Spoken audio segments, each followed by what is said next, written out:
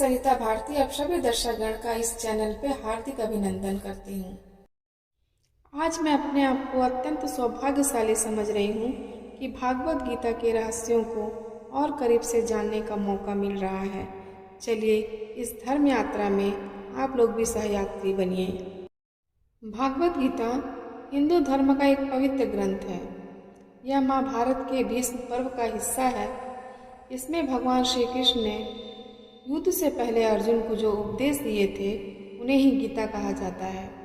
गीता में 18 अध्याय और 700 श्लोक हैं। गीता को भगवान का गीत भी कहा जाता है।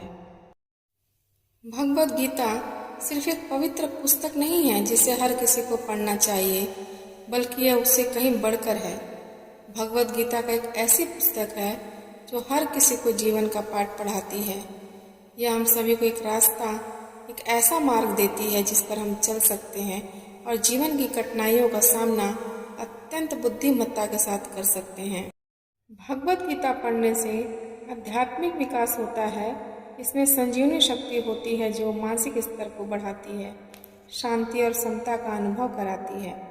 भगवत गीता पढ़ने से स्वयं को जानने में मदद मिलती है।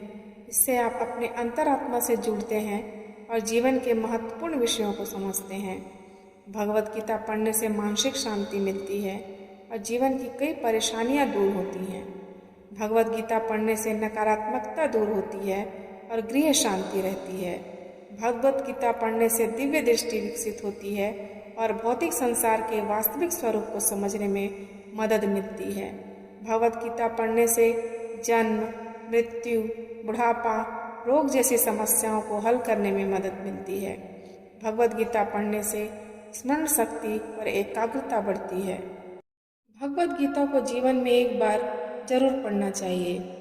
सच कहूँ तो सनातनी सही धर्म में सनातन धर्म को तभी जान पाता है जब उसको गीता का ज्ञान प्राप्त हो जाता है।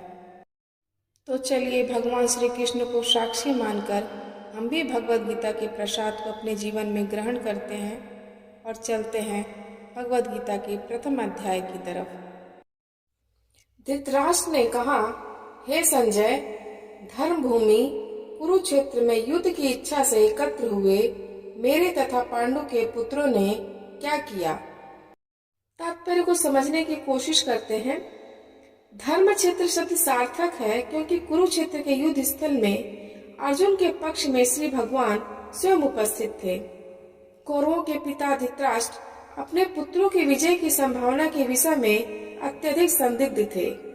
अतः इसी संदेह के कारण उन्होंने संजय से पूछा कि उन्होंने क्या किया। वह आश्वस्त थे कि उसके पुत्र तथा उसके छोटे भाई पांडु के पुत्र कुरुक्षेत्र के युद्ध भूमि में निर्णयात्मक संग्राम के लिए एकत्र हुए हैं। फिर भी उसकी जिज्ञासा सार्थक है।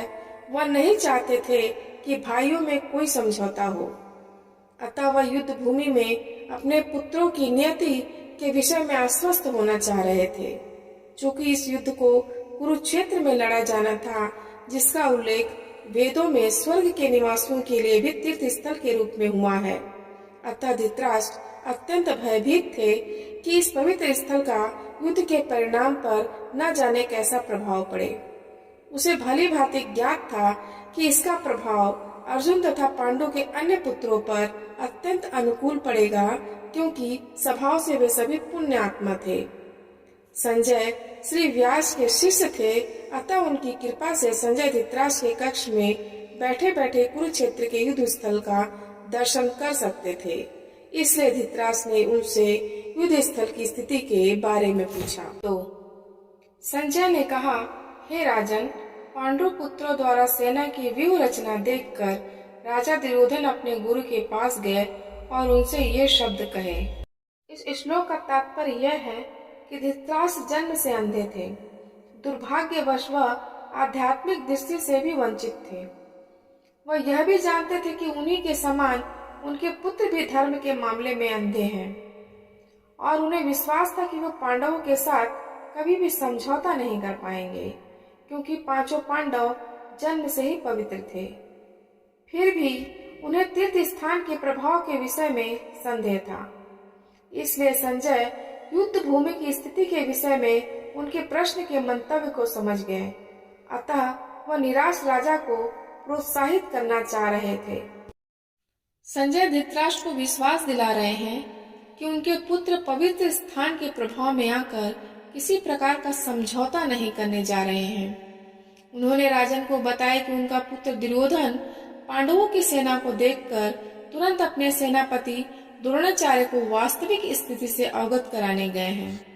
यद्यपि दुर्योधन को राजा कहकर संबोधित किया गया है, तो भी स्थिति की गंभीरता के कारण उसे सेनापति के पास जाना पड़ा। अतएव दुर्योधन राजनीतिज्ञ बनने के लिए सर्वथा उपयुक्त था, किंतु जब उसने पांडवों की व्यूह रचना देखी तो उसका यह कूटनीतिक व्यवहार उनके भय को छिपा न पाया।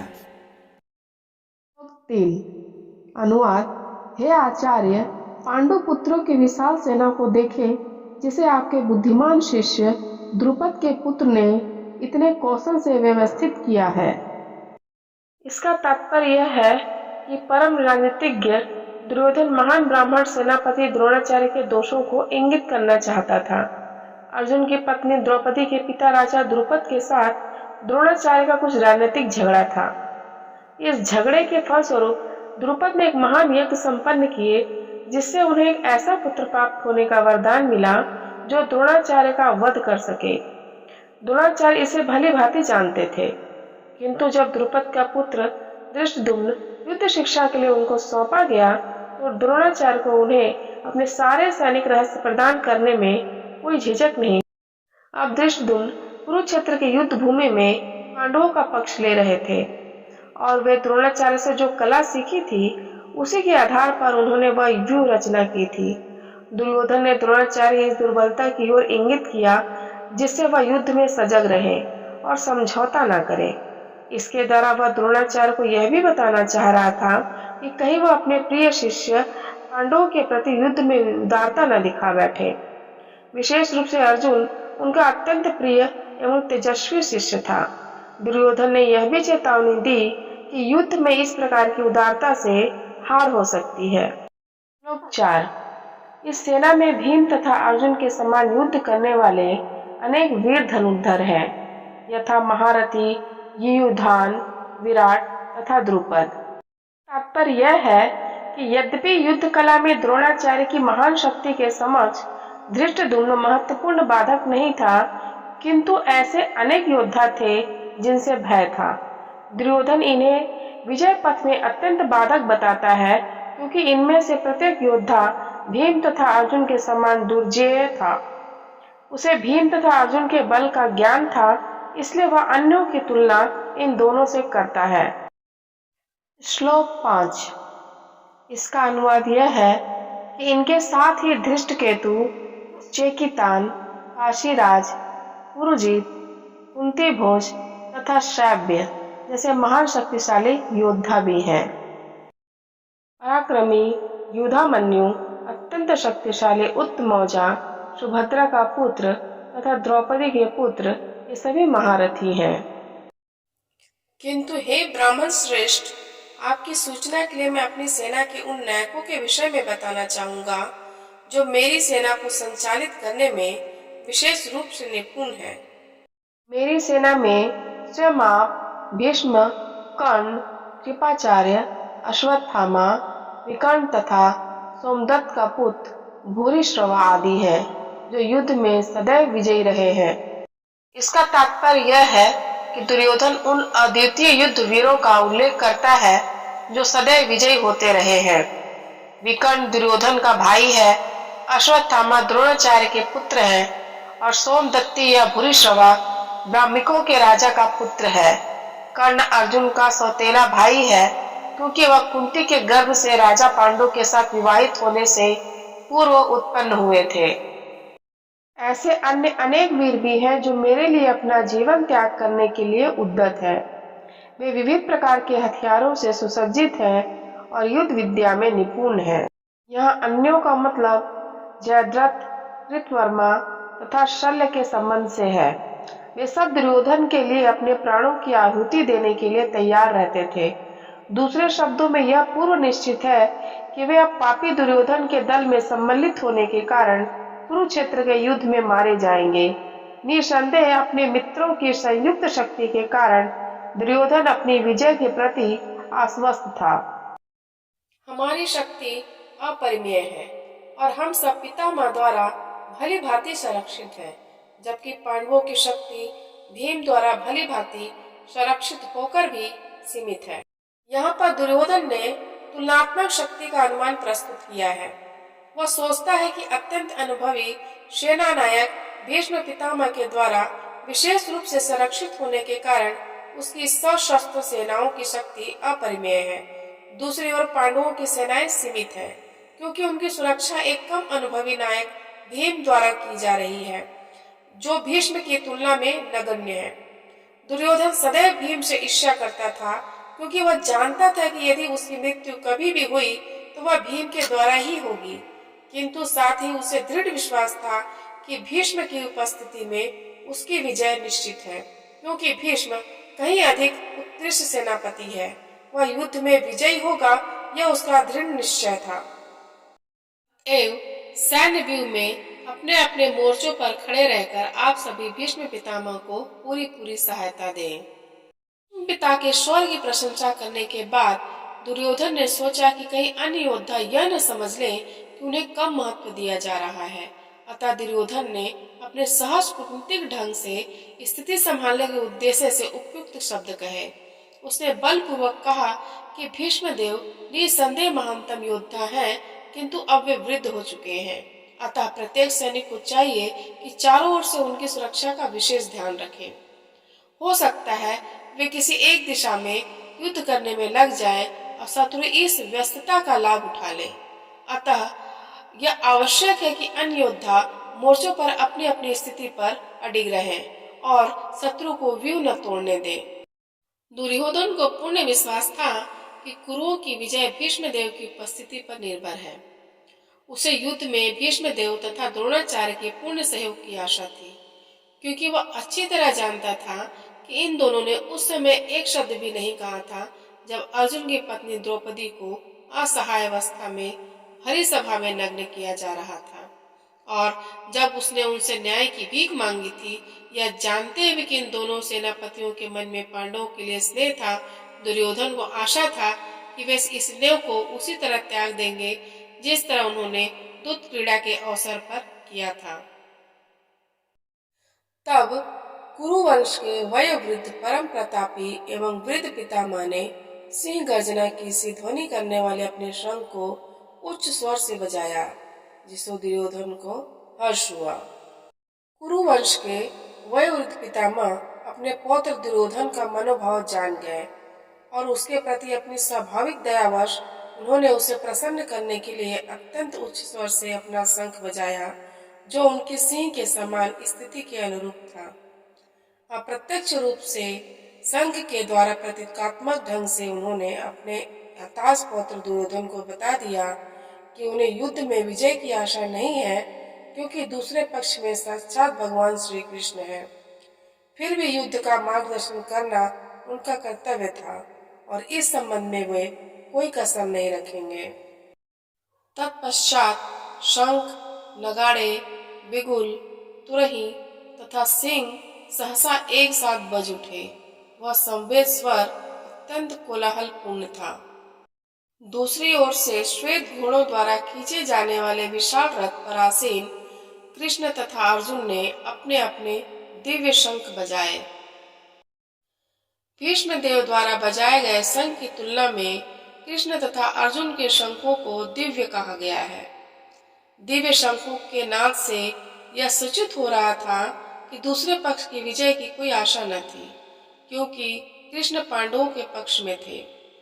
जयस्तु पांडु पुत्राणाम एषां पक्षे जनार्दनः। जय सदा पांडु के पुत्रों जैसों की ही होती है, क्योंकि भगवान कृष्ण उनके साथ हैं, और जहाँ भगवान विद्यमान है वहीं वहीं लक्ष्मी भी रहती है, क्योंकि वे अपने पति के बिना नहीं रह सकती। अतः जैसा कि विष्णु या भगवान कृष्ण के शंख द्वारा उत्पन्न दिव्य ध्वनि से सूचित हो रहा था कि विजय तथा श्री दोनों ही अर्जुन की प्रतीक्षा कर रही थी। इसके अतिरिक्त जिस रथ में दोनों मित्र आसीन थे वह अर्जुन को अग्नि देवता द्वारा प्रदत्त था और इससे सूचित हो रहा था कि तीनों लोकों में जहाँ कहीं भी यह जाएगा वहाँ विजय निश्चित है। भगवान श्री कृष्ण ने अपना पांचजन्य शंख बजाया।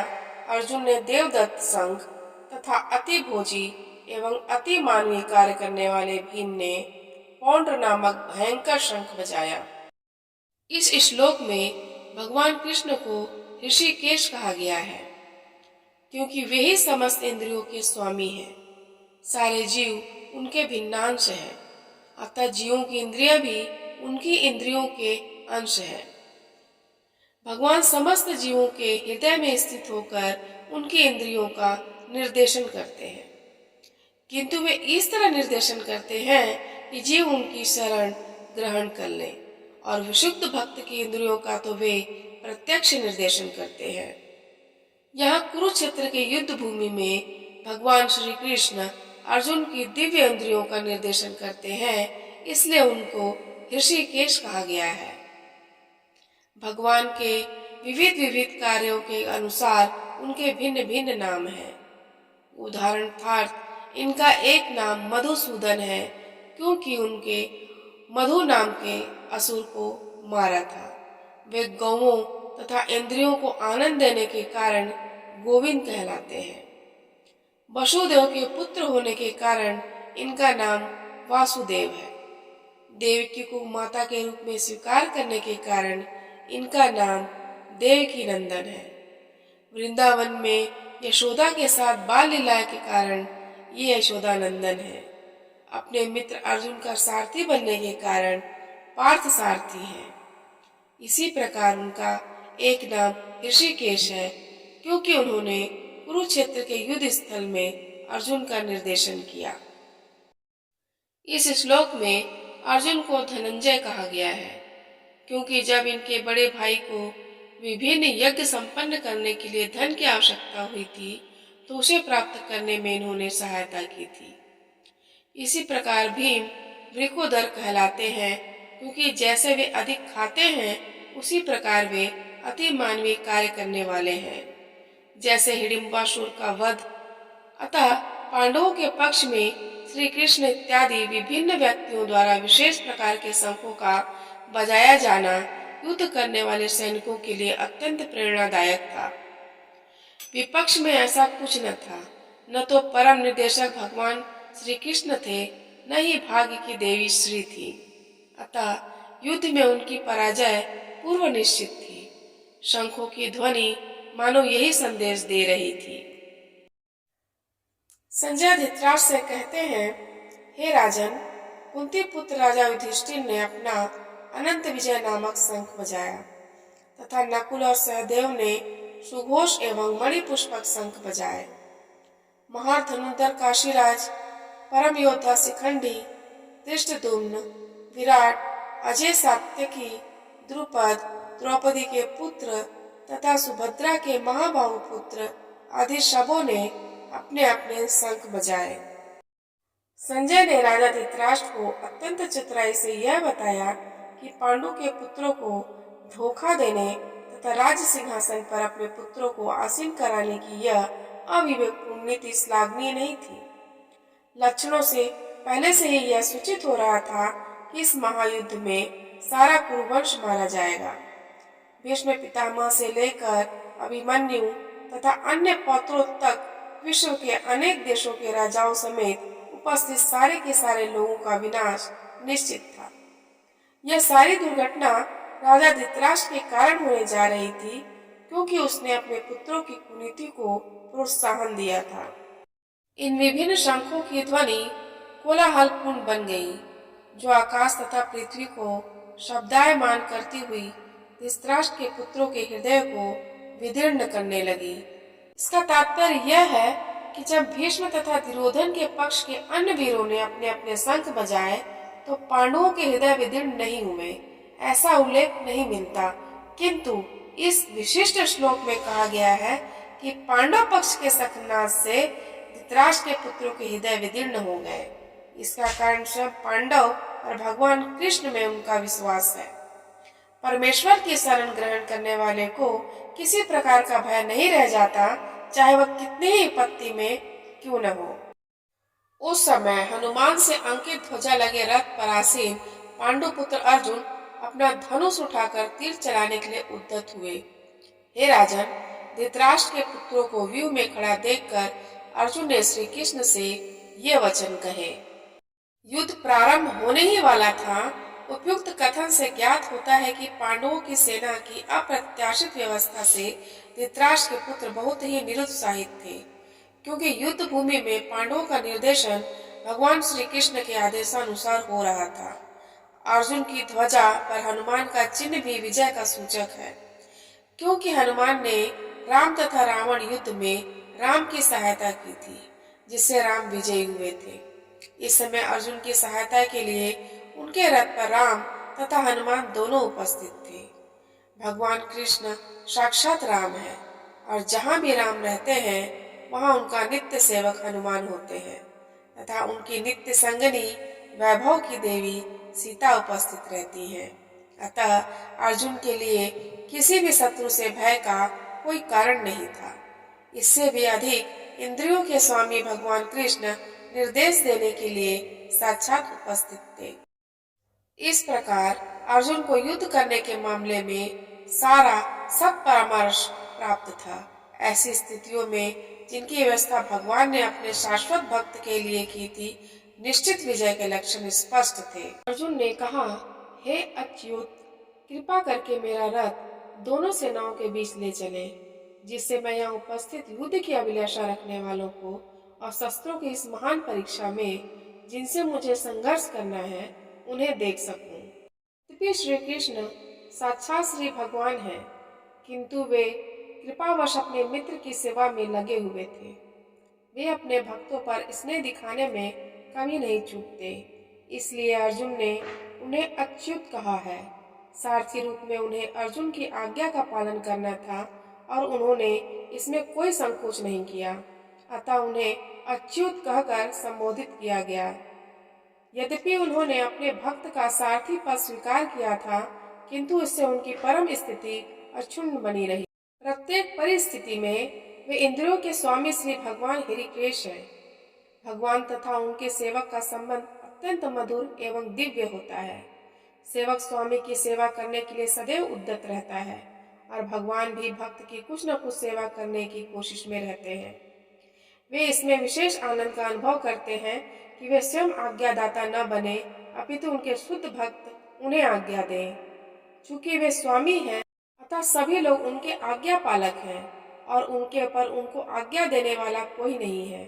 किंतु जब वे देखते हैं कि उनका शुद्ध भक्त आज्ञा दे रहा है, तो उन्हें दिव्य आनंद मिलता है, यद्यपि वे समस्त परिस्थितियों में अच्युत रहने वाले हैं। भगवान का शुद्ध भक्त होने के कारण अर्जुन को अपने बंधु बांधवों से युद्ध करने की तनिक भी इच्छा न थी, किंतु दुर्योधन द्वारा शांतिपूर्ण समझौता न करके हठ धर्मिता पर उतारू होने के कारण उन्हें युद्ध भूमि में आना पड़ा।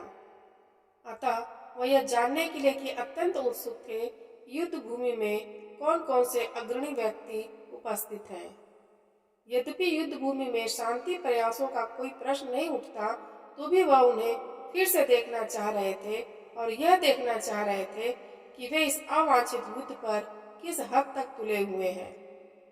मुझे उन लोगों को देखने दीजिए जो यहाँ पर धृतराष्ट्र के दुर्बुद्धि पुत्र दुर्योधन को प्रसन्न करने की इच्छा से लड़ने के लिए आए हुए हैं। यह सर्वविदित था कि दुर्योधन अपने पिता धृतराष्ट्र की साठगांठ से पाप पुण्य योजनाएं बनाकर पांडवों के राज्य को हड़पना चाहता था। अतः जिन समस्त लोगों ने दुर्योधन का पक्ष ग्रहण किया था, वे उसी के समान धर्मा रहे होंगे।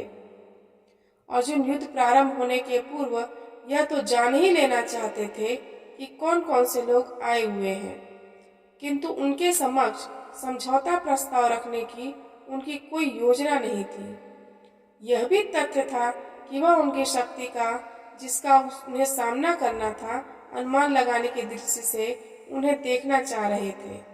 यद्यपि उन्हें अपनी विजय का विश्वास था, क्योंकि कृष्ण उनके बगल में विराजमान थे।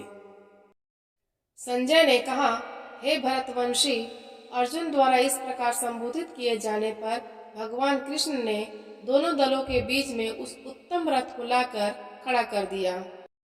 इस श्लोक में अर्जुन को गुडाकेश कहा गया है। गुडा का अर्थ है नींद, और जो नींद को जीत लेता है वह गुडाकेश है। नींद का अर्थ अज्ञान भी है। अतः अर्जुन ने कृष्ण के मित्रता के कारण नींद तथा अज्ञान दोनों पर विजय प्राप्त की थी। कृष्ण के भक्त के रूप में वह कृष्ण को क्षण भर भी नहीं भुला पाए थे, क्योंकि भक्त का स्वभाव ही ऐसा होता है। यहाँ तक कि चलते अथवा सोते हुए भी कृष्ण के नाम, रूप, गुणों तथा लीलाओं के चिंतन से भक्त कभी मुक्त नहीं रह सकता। अतः कृष्ण का भक्त उनका निरंतर चिंतन करते हुए नींद तथा अज्ञान दोनों को जीत सकता है। इसी को कृष्ण भावनामृत या समाधि कहते हैं। प्रत्येक जीव की इंद्रियों तथा मन के निर्देशक अर्थात ऋषिकेश के रूप में अर्जुन कृष्ण के मंतव्य को समझ गए कि क्यों वह सेनाओं के मध्य में रथ को खड़ा करवाना चाहते हैं। अतः उन्होंने वैसा ही किया और वे फिर इस प्रकार बोले। भीष्म, द्रोण तथा विश्व भर के अन्य समस्त राजाओं के सामने भगवान ने कहा कि हे पार्थ, यहाँ पर एकत्र सारे कुरुओं को देखो। समस्त जीवों के परमात्मा स्वरूप भगवान श्री कृष्ण यह जानते थे कि अर्जुन के मन में क्या बीत रहा है। इस प्रसंग में ऋषि के शब्द का प्रयोग सूचित करता है कि वे सब कुछ जानते थे। इसी प्रकार पार्थ शब्द अर्थात पृथा या कुंती पुत्र भी अर्जुन के लिए प्रयुक्त होने के कारण महत्वपूर्ण है। मित्र के रूप में वे अर्जुन को बता देना चाहते थे कि अर्जुन उनके पिता वसुदेव की बहन पृथा का पुत्र था, इसलिए उन्होंने अर्जुन का सारथी बनना स्वीकार किया था। किंतु जब उन्होंने अर्जुन से कुरुओं को देखो कहा तो इससे उनका क्या अभिप्राय था?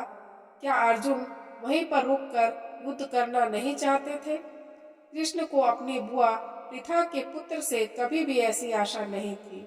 इस प्रकार से कृष्ण ने अपने मित्र की मनः स्थिति की पूर्व सूचना परिहासवश दी है। अर्जुन ने वहां पर दोनों पक्षों की सेनाओं के मध्य में अपने चाचा, ताऊओं, पितामहों, गुरुओं, मामाओं, भाइयों, पुत्रों, पौत्रों, मित्रों, ससुरों और शुभ चिंतकों को भी देखा। तात्पर्य यह है कि अर्जुन युद्ध भूमि में अपने सभी संबंधियों को देख सका। वह अपने पिता समकालीन भूरिश्रवा जैसे व्यक्तियों, भीष्म तथा सोमदत्त जैसे पितामहों, द्रोणाचार्य तथा कृपाचार्य जैसे गुरुओं, शल्य तथा शकुनी जैसे मामाओं, दुर्योधन जैसे भाइयों और लक्ष्मण जैसे पुत्रों, अश्वत्थामा जैसे मित्रों एवं कृतवर्मा जैसे शुभ चिंतकों को देख सका। वह उन सेनाओं को भी देख सका जिनमें उसके अनेक मित्र थे। जब कुंती पुत्र अर्जुन ने मित्रों तथा संबंधियों की इन विभिन्न श्रेणियों को देखा तो वह करुणा से अभिभूत हो गए और इस प्रकार बोले। अर्जुन ने कहा, हे कृष्ण, इस प्रकार युद्ध की इच्छा रखने वाले अपने मित्रों तथा संबंधियों को अपने समक्ष उपस्थित देखकर मेरे शरीर के अंग कांप रहे हैं और मेरा मुंह सूखा जा रहा है। इसका तात्पर्य यह है कि यथार्थ भक्ति से युक्त मनुष्य में वे सारे सद्गुण रहते हैं जो सत्य पुरुषों या देवताओं में पाए जाते हैं, जबकि अभक्त अपनी शिक्षा तथा संस्कृति के द्वारा भौतिक योग्यताओं में चाहे कितना ही उन्नत क्यों न हो, इन ईश्वरीय गुणों से विहीन होता है। अतः स्वजनों, मित्रों तथा संबंधियों को युद्ध भूमि में देखते ही अर्जुन उन सबों के लिए करुणा से अभिभूत हो गया जिन्होंने परस्पर युद्ध करने का निश्चय किया था। अतः स्वजनों, मित्रों तथा संबंधियों को युद्ध भूमि में देखते ही अर्जुन उन सबों के लिए करुणा से अभिभूत हो गया जिन्होंने परस्पर युद्ध करने का निश्चय किया था। जहाँ तक उसके अपने सैनिकों का संबंध था, वह उनके प्रति प्रारंभ से दयालु था, किंतु विपक्षी दल के सैनिकों की आसन्न मृत्यु को देखकर वह उन पर भी दया का अनुभव कर रहा था। और जब वह इस प्रकार सोच रहा था तो उसके अंगों में कंपन होने लगा और मुंह सूख गया। उन सबको युद्धाभिमुख देखकर उसे आश्चर्य भी हुआ। प्रायः सारा कुटुंब, अर्जुन के सगे संबंधी उसे युद्ध करने आए थे। यद्यपि उसका उल्लेख नहीं है, किंतु तो भी सहज अनुमान लगाया जा सकता है कि न केवल उसके अंग कांप रहे थे और उसका मुंह सूख रहा था, अपितु वह दयावश रुदन भी कर रहा था। अर्जुन में ऐसे लक्षण किसी दुर्बलता के कारण नहीं, अपितु हृदय की कोमलता के कारण थे, जो भगवान के शुद्ध भक्त का लक्षण है। अतः कहा गया है, मेरा सारा शरीर कांप रहा है, मेरे रोंगटे खड़े हो रहे हैं, मेरा गांडीव धनुष मेरे हाथ से सरक रहा है और मेरी त्वचा जल रही है। इसका तात्पर्य यह है कि शरीर में दो प्रकार का कंपन होता है और रोंगटे भी दो प्रकार से खड़े होते हैं। ऐसा या तो आध्यात्मिक परमानंद के समय या भौतिक परिस्थितियों में अत्यधिक भय उत्पन्न होने पर होता है। दिव्य साक्षात्कार में कोई भय नहीं होता। इस अवस्था में अर्जुन के जो लक्षण हैं, वे भौतिक भय अर्थात जीवन की हानि के कारण है। अन्य लक्षणों से यह भी स्पष्ट है, वह इतना अधीर हो गया है कि उसका विख्यात धनुष गांडीव उसके हाथों से सरक रहा था और उसकी त्वचा में जलन उत्पन्न हो रही थी। ये सब लक्षण देहात्म बुद्धि से जन्य है। मैं यहाँ अब और अधिक खड़ा रहने में असमर्थ हूँ। मैं अपने को भूल रहा हूँ और मेरा सिर चकरा रहा है। हे कृष्ण, मुझे तो केवल अमंगल के कारण दिख रहे हैं। इसका तात्पर्य यह है कि अपने अधैर्य के कारण अर्जुन युद्ध भूमि में खड़ा रहने में असमर्थ था और अपने मन की इस दुर्बलता के कारण उसे आत्मविस्मृति हो रही थी। भौतिक वस्तुओं के प्रति अत्यधिक आसक्ति के कारण मनुष्य ऐसी मोहमयी स्थिति में पड़ जाता है। ऐसा भय तथा मानसिक असंतुलन उन व्यक्तियों में उत्पन्न होता है जो भौतिक परिस्थितियों से ग्रस्त होते हैं। अर्जुन को युद्ध भूमि में केवल दुखदायी पराजय की प्रतीति हो रही थी। वह शत्रु पर विजय पाकर भी सुखी नहीं होगा। जब मनुष्य को अपनी आशाओं में केवल निराशा दिखती है, तो वह सोचता है, मैं यहाँ क्यों हूँ। प्रत्येक प्राणी अपने में तथा अपने स्वार्थ में रुचि रखता है। किसी की भी परमात्मा में रुचि नहीं होती। कृष्ण की इच्छा से अर्जुन अपने स्वार्थ के प्रति अज्ञान दिखा रहा है। मनुष्य का वास्तविक स्वार्थ तो विष्णु या कृष्ण में निहित है। बुद्धिजीवी इसे भूल जाते हैं, इसलिए उसे भौतिक कष्ट उठाने पड़ते हैं। अर्जुन ने सोचा कि उसकी विजय केवल उसके शोक का कारण बन सकती है। हे कृष्ण, इस युद्ध में मैं अपने ही स्वजनों का वध करने से न तो मुझे कोई अच्छाई दिखती है और न मैं उससे किसी प्रकार की विजय, राज्य या सुख की इच्छा रखता हूँ। हे कृष्ण, इस युद्ध में मैं अपने ही स्वजनों का वध करने से न तो मुझे कोई अच्छाई दिखती है और न मैं उससे किसी प्रकार की विजय, राज्य या सुख की इच्छा रखता हूँ। कहा जाता है कि दो प्रकार के मनुष्य परम शक्तिशाली तथा जाज्वल्यमान सूर्यमंडल में प्रवेश करने के योग्य होते हैं। ये हैं, एक तो क्षत्रिय जो कृष्ण की आज्ञा से युद्ध में मरता है, तथा दूसरा सन्यासी जो आध्यात्मिक अनुशीलन में लगा रहता है। अर्जुन अपने शत्रुओं को भी मारने से विमुख हो रहा है। अपने संबंधियों की बात तो छोड़ दें, वह सोचता है कि स्वजनों को मारने से उसे जीवन में सुख नहीं मिल सकेगा, अतः वह लड़ने के लिए इच्छुक नहीं है।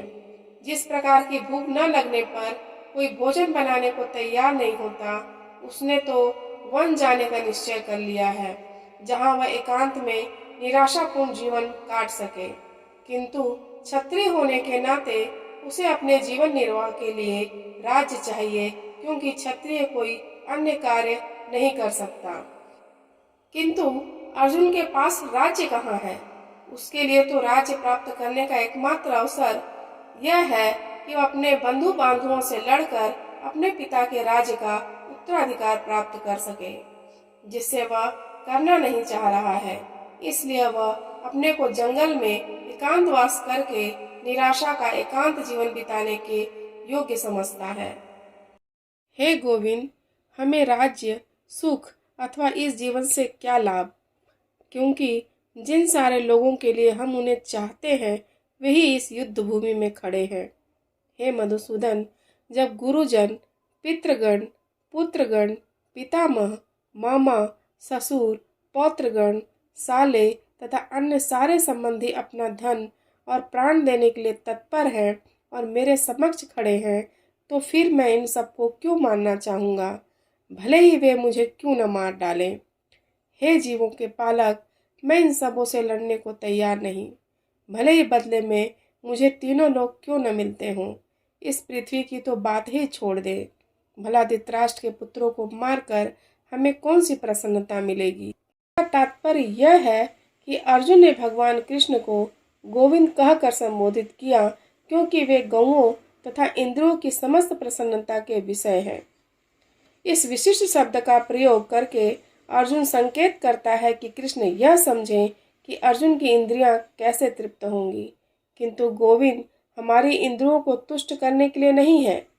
हाँ, यदि हम गोविंद की इंद्रियों को तुष्ट करने का प्रयास करते हैं तो हमारी इंद्रियां स्वतः तुष्ट होती हैं। भौतिक दृष्टि से प्रत्येक व्यक्ति अपनी इंद्रियों को तुष्ट करना चाहता है और चाहता है कि ईश्वर उसके आज्ञा पालक की तरह काम करें, किंतु ईश्वर उनकी तृप्ति वहीं तक करते हैं जितनी कि वे पात्र होते हैं, उस हद तक नहीं जितना वे चाहते हैं।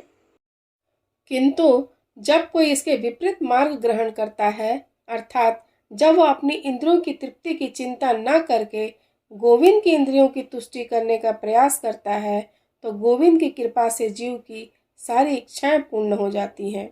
यहाँ पर जाति तथा कुटुंबियों के प्रति अर्जुन का प्रगाढ़ स्नेह आंशिक रूप से इन सबके प्रति स्वाभाविक करुणा के कारण है। अतः वह युद्ध करने के लिए तैयार नहीं है। हर व्यक्ति अपने वैभव का प्रदर्शन अपने मित्रों तथा परिजनों के समक्ष करना चाहता है, किंतु अर्जुन को भय है कि उसके सारे मित्र तथा परिजन युद्ध भूमि में मारे जाएंगे और वह विजय के पश्चात उनके साथ अपने वैभव का उपयोग नहीं कर सकेगा। भौतिक जीवन का यह सामान्य लेखा जोखा है, किंतु आध्यात्मिक जीवन इससे सर्वथा भिन्न होता है। चूंकि भक्त भगवान की इच्छाओं की पूर्ति करना चाहता है, अतः भगवत इच्छा होने पर वह भगवान की सेवा के लिए सारे ऐश्वर्य स्वीकार कर सकता है, किंतु यदि भगवत इच्छा न हो तो वह एक पैसा भी ग्रहण नहीं करता। अर्जुन अपने संबंधियों को मारना नहीं चाह रहा था, और यदि उनको मारने की आवश्यकता हो तो अर्जुन की इच्छा थी कि कृष्ण स्वयं उनका वध करें। इस समय उसे यह पता नहीं कि कृष्ण उन सबों को युद्ध भूमि में आने के पूर्व ही मार चुके हैं और अब उसे निमित्त मात्र बनना है। इसका उद्घाटन अगले अध्यायों में होगा। भगवान का असली भक्त होने के कारण अर्जुन अपने अत्याचारी बंधु बांधुओं से प्रतिशोध नहीं लेना चाहता था, किंतु यह तो भगवान की योजना थी कि सबका वध हो। भक्त तक दुष्टों से प्रतिशोध लेना नहीं चाहते, किंतु भगवान दुष्टों द्वारा भक्त के उत्पीड़न को सहन नहीं कर पाते। भगवान किसी व्यक्ति को अपनी इच्छा से क्षमा कर सकते हैं, किंतु यदि कोई उनके भक्तों को हानि पहुंचाता है तो वे उसे क्षमा नहीं करते। इसलिए भगवान इन दुराचारियों का वध करने के लिए उद्यत थे, यद्यपि अर्जुन उन्हें क्षमा करना चाहता था। यदि हम ऐसे आतताइयों का वध करते हैं तो हम पर पाप चढ़ेगा, अतः यह उचित नहीं होगा कि हम धृतराष्ट्र के पुत्रों तथा उनके मित्रों का वध करें। हे लक्ष्मीपति कृष्ण, इससे हमें क्या लाभ होगा और अपने ही कुटुंबियों को मारकर हम किस प्रकार सुखी हो सकते हैं। इसका तात्पर्य यह है कि वैदिक आदेशानुसार आतताई 6 प्रकार के होते हैं। पहला, विष देने वाला। दूसरा, घर में अग्नि लगाने वाला। तीसरा, घातक हथियार से आक्रमण करने वाला। चौथा, धन लूटने वाला। पांचवा, दूसरे की भूमि हड़पने वाला। तथा छठवां, पराई स्त्री का अपहरण करने वाला। ऐसे आतताइयों का तुरंत वध कर देना चाहिए, क्योंकि इनके वध से कोई पाप नहीं लगता। आतताइयों का इस तरह वध करना किसी सामान्य व्यक्ति को शोभा दे सकता है, किंतु अर्जुन कोई सामान्य व्यक्ति नहीं है। वह स्वभाव के साधु हैं, अतः वह उनके साथ साधुवत व्यवहार करना चाहता था, किंतु इस प्रकार का व्यवहार क्षत्रिय के लिए उपयुक्त नहीं है। यद्यपि राज के प्रशासन के लिए उत्तरदायी व्यक्ति को साधु प्रकृति का होना चाहिए, किंतु उसे कायर नहीं होना चाहिए। उदाहरणार्थ, भगवान राम इतने साधु थे कि आज भी लोग राम राज्य में रहना चाहते हैं, किंतु उन्होंने कभी कायरता प्रदर्शित नहीं की। रावण आतताई था क्योंकि वह राम की पत्नी सीता का अपहरण करके ले गया था, किंतु राम ने उसे ऐसा पाठ पढ़ाया जो विश्व इतिहास में बेजोड़ है। अर्जुन के प्रसंग में विशिष्ट प्रकार के आतताइयों से भेंट होती है। ये हैं उसके निजी पितामह, आचार्य, मित्र, पुत्र, पौत्र इत्यादि। इसलिए अर्जुन ने विचार किया कि राजनीतिक कारणों से स्वजनों का वध करने की अपेक्षा धर्म तथा सदाचार की दृष्टि से उन्हें क्षमा कर देना श्रेयस्कर होगा। अतः क्षणिक शारीरिक सुख के लिए इस तरह वध करना लाभप्रद नहीं होगा। अंततः जब सारा राज्य तथा उससे प्राप्त सुख स्थायी नहीं है, तो फिर अपने स्वजनों को मारकर वह अपने ही जीवन तथा शाश्वत मुक्ति को संकट में क्यों डाले।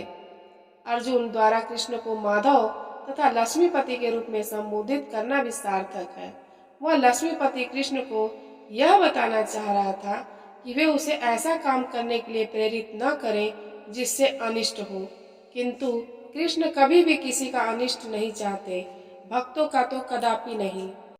हे जनार्दन, यद्यपि लोभ से अभिभूत चित्त वाले ये लोग अपने परिवार को मारने या अपने मित्रों से द्रोह करने में कोई दोष नहीं देखते, किंतु हम लोग जो परिवार के विनष्ट करने में अपराध देख सकते हैं, ऐसे पाप कर्मों में क्यों प्रवृत्त हों।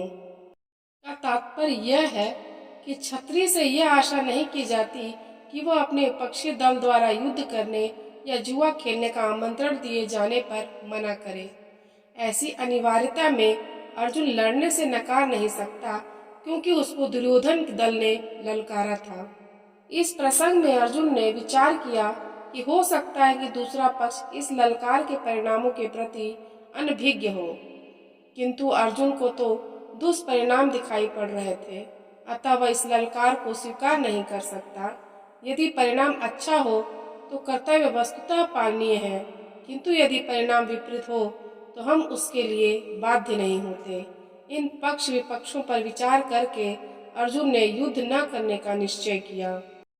कुल का नाश होने पर सनातन कुल परंपरा नष्ट हो जाती है और इस तरह शेष कुल भी अधर्म में प्रवृत्त हो जाता है। इसका तात्पर्य यह है कि वर्णाश्रम व्यवस्था में धार्मिक परंपराओं के अनेक नियम हैं, जिनकी सहायता से परिवार के सदस्य ठीक से उन्नति करके आध्यात्मिक मूल्यों की उपलब्धि कर सकते हैं। परिवार में जन्म से लेकर मृत्यु तक के सारे संस्कारों के लिए वयोवृद्ध लोग उत्तरदायी होते हैं, किंतु इन वयोवृद्धों की मृत्यु के पश्चात संस्कार संबंधी पारिवारिक परंपराएं रुक जाती हैं और परिवार के जो तरुण सदस्य बचे रहते हैं, वे अधर्म में व्यसनों में प्रवृत्त होने से मुक्ति लाभ से वंचित रह सकते हैं। अतः किसी भी कारणवश परिवार के वयोवृद्धों का वध नहीं होना चाहिए, तो कुल की स्त्रियां दूषित हो जाती हैं और स्त्रीत्व के पतन से हे वृष्णिवंशी अवांछित संतानें उत्पन्न होती हैं। इसका तात्पर्य यह है कि जीवन में शांति, सुख तथा आध्यात्मिक उन्नति का मुख्य सिद्धांत मानव समाज में अच्छी संतान का होना है। वर्णाश्रम धर्म के नियम इस प्रकार बनाए गए थे कि राज्य तथा जाति की आध्यात्मिक उन्नति के लिए समाज में अच्छी संतान उत्पन्न हो। ऐसी संतान समाज में स्त्री के सतीत्व और उसकी निष्ठा पर निर्भर करती है। जिस प्रकार बालक सरलता से कुमारगामी बन जाते हैं, उसी प्रकार स्त्रियां भी पत्नोन्मुखी होती हैं। अतः बालकों तथा स्त्रियों दोनों को ही समाज के वयोवृद्धों का संरक्षण आवश्यक है। स्त्रियां विभिन्न धार्मिक प्रथाओं में संलग्न रहने पर व्यभिचारिणी नहीं होंगी। चाणक्य पंडित के अनुसार सामान्यतः स्त्रियां अधिक बुद्धिमान नहीं होती, अतः वे विश्वसनीय नहीं हैं। इसलिए उन्हें विविध कुल परंपराओं में व्यस्त रहना चाहिए और इस तरह उनके सतीत्व तथा अनुरक्ति से ऐसी संतान जन्मेगी जो वर्णाश्रम धर्म में भाग लेने के योग्य होंगी। ऐसे वर्णाश्रम धर्म के विनाश से यह स्वाभाविक है कि स्त्रियां स्वतंत्रता पूर्वक पुरुषों से मिल सकेंगी और वह विचार को प्रश्रय मिलेगा जिससे अवांछित संतानें उत्पन्न होंगी।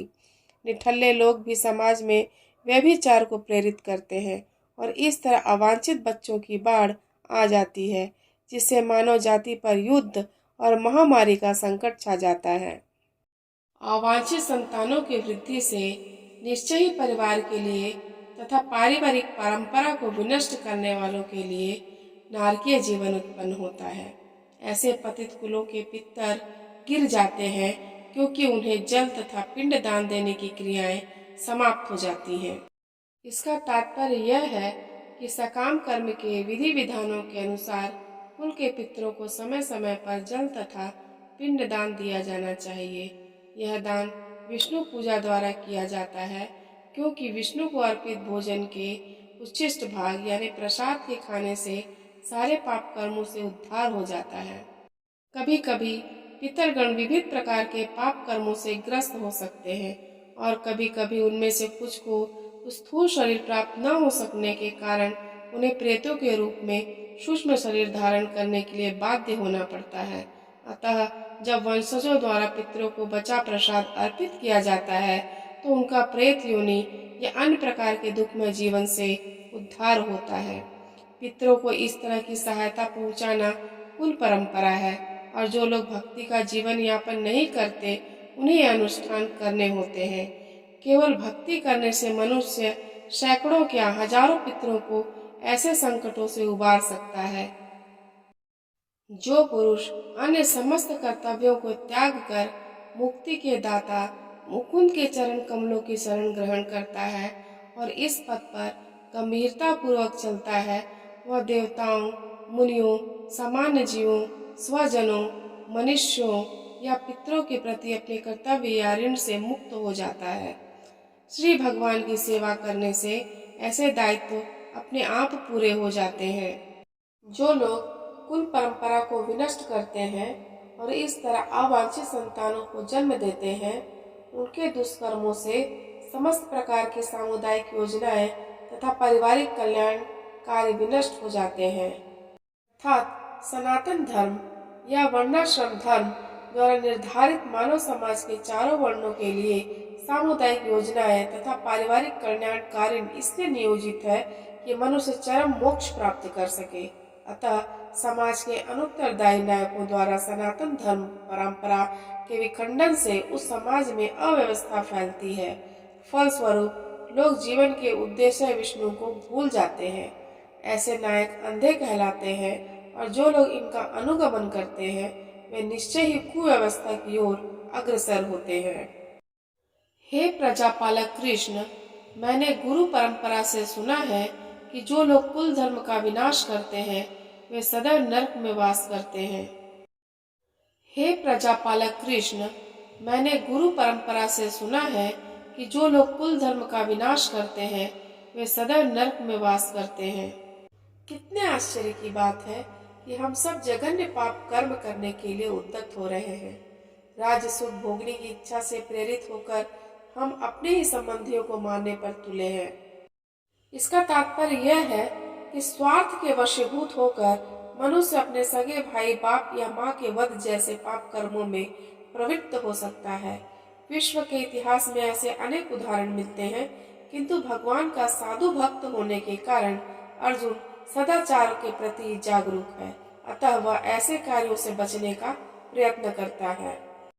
यदि शस्त्रधारी धृतराष्ट्र के पुत्र मुझ निहत्थे तथा रणभूमि में प्रतिरोध न करने वाले को मारे तो यह मेरे लिए श्रेयस्कर होगा।